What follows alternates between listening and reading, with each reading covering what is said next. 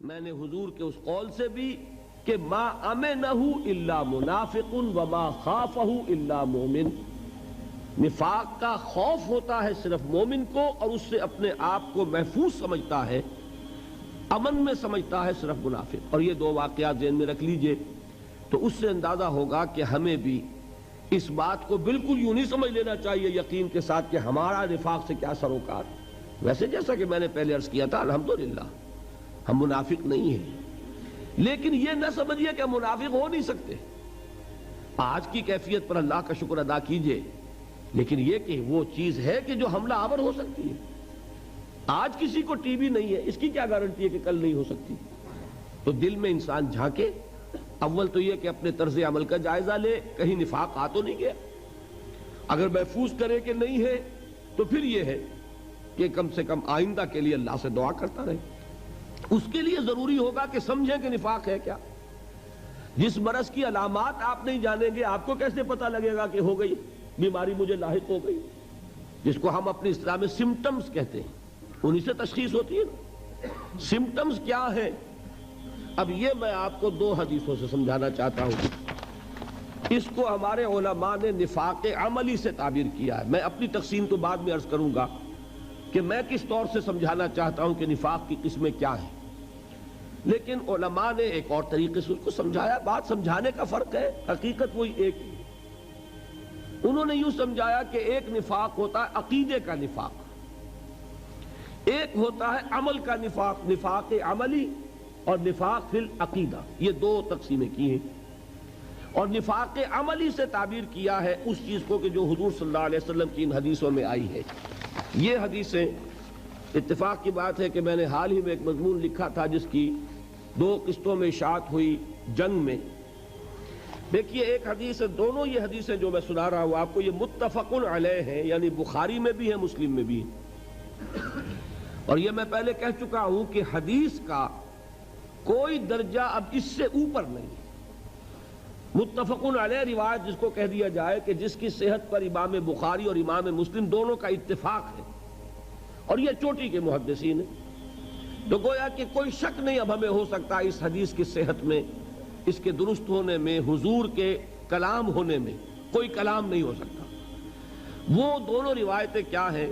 عن ابی ہریرہ، حضرت ابو ہریرہ رضی اللہ تعالیٰ عنہ سے روایت ہے، قال قال رسول اللہ صلی اللہ علیہ وسلم، کہ اللہ کے رسول صلی اللہ علیہ وسلم نے ارشاد فرمایا۔ اب یہاں سے حضور کا جو اپنا قول ہے شروع ہو رہا ہے۔ کیا ہے؟ آیت المنافق ثلاث، منافق کی تین نشانیاں ہیں۔ کیا ہیں؟ اذا حدث کذب، جب بولے جھوٹ بولے، واذا وعد اخلف، جب وعدہ کرے خلاف ورزی کرے، واذا اؤتمن خان، اور جب اس کے پاس امانت رکھوائی جائے خیانت کرے۔ یہ الفاظ تو ہیں بخاری اور مسلم دونوں کے۔ آیت المنافق ثلاث، منافق کی نشانیاں تین ہیں، جب بولے جھوٹ بولے، وعدہ کرے خلاف ورزی کرے، امانت رکھوائی جائے خیانت کرے۔ اس کی جو روایت آئی ہے مسلم شریف میں، اس میں مزید الفاظ یہ ہیں، وَإِن صَامَ وَصَلَّى وَزَعَمَ أَنَّهُ مُسْلِمٌ، خواہ ایسا شخص نماز پڑھتا ہو، روزہ رکھتا ہو، پورا یقین رکھتا ہو کہ میں مسلمان ہوں، اگر یہ چیزیں اس میں موجود ہے تو وہ منافق ہے۔ اس میں تو بہت زور پیدا ہو گیا۔ وَإِن صَامَ، خواہ وہ نماز روزہ رکھتا ہو، وَصَلَّى، اور نماز پڑھتا ہو، وَزَعَمَ أَنَّهُ مُسْلِمٌ، اور اسے زعم ہو کہ وہ مسلمان ہے، لیکن یہ کہ اگر یہ تین صفات اس میں ہیں وہ منافق ہے۔ دوسری حدیث سنیے، یہ بھی متفق علیہ، اس کے راوی ہیں حضرت عمر کے صاحبزادے عبداللہ رضی اللہ تعالی عنہما، وعن عبداللہ ابن عمرو، نہیں یہ حضرت عمرو ابن العاص کے صاحبزادے ہیں۔ ایک حضرت عمر ہیں خلیفہ ثانی جن کا واقعہ میں نے آپ کو سنایا، وہ عمر ہیں۔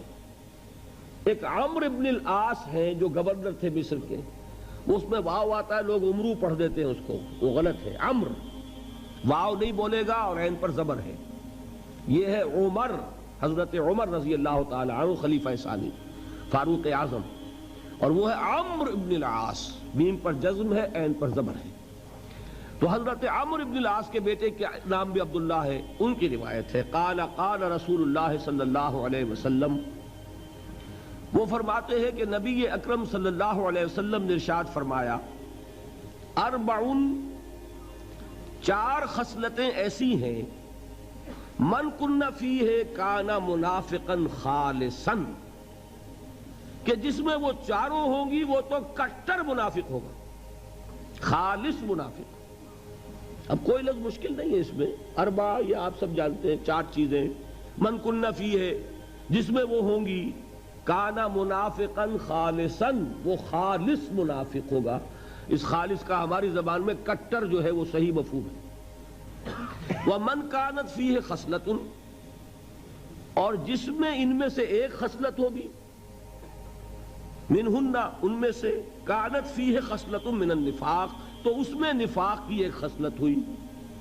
اب اس کو آپ خود کیلکولیٹ کر لیجئے، 4 سے 100% منافق ہو گیا تو 1 سے 25% ہو گیا، 2 ہے تو 50% منافق ہے، 3 ہے تو 75% منافق ہے۔ یہ تو اس کے ہیں فل ان دی بلینکس۔ حضور نے 2 چیزیں بیان فرما دی، جس میں چاروں ہے وہ تو منافق ہے خالص 100%، جس میں ایک خصلت ہے اس میں اسی نسبت سے نفاق موجود ہے۔ وہ 4 کیا ہیں؟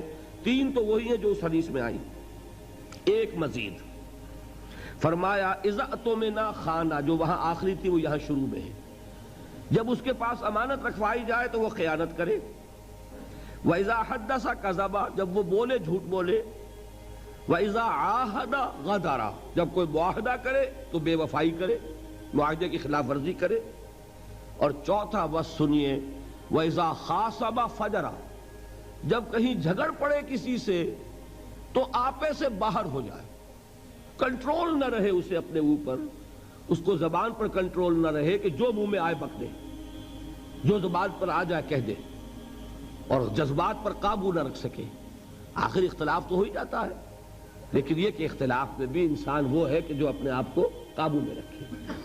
تو یہاں چوتھی صفت یہ بیان کی اذا خاصم فجر، فجر کے معنی پھٹنا، یہ فجر جو ہے پاؤں پھٹنے کو فجر کہتے ہیں۔ رات کی تاریکی کا پردہ چاک ہوتا ہے اور وہ دھاری نمودار ہوتی ہے، فجر ہے، والفجر ولیال عشر، تو پھٹنا اس میں ہے۔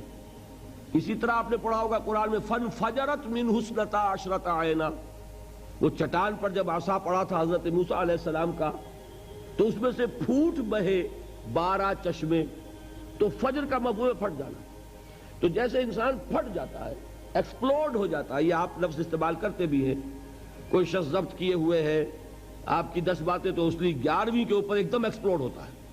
تو یہ بھی در حقیقت ایک خصلت ہے نفاق کی، کہ آدمی اپنے اوپر کنٹرول نہ رکھ سکے، اور یہ کہ پھر اس کو کوئی ہوش نہ رہے کہ جو بات میں کہہ رہا ہوں مجھے کہنی چاہیے کہ نہیں۔ یہ ہے 4 وہ خصلتیں کہ چاروں ہوں تو منافق خالص، ایک ہے تو اسی نسبت سے نفاق۔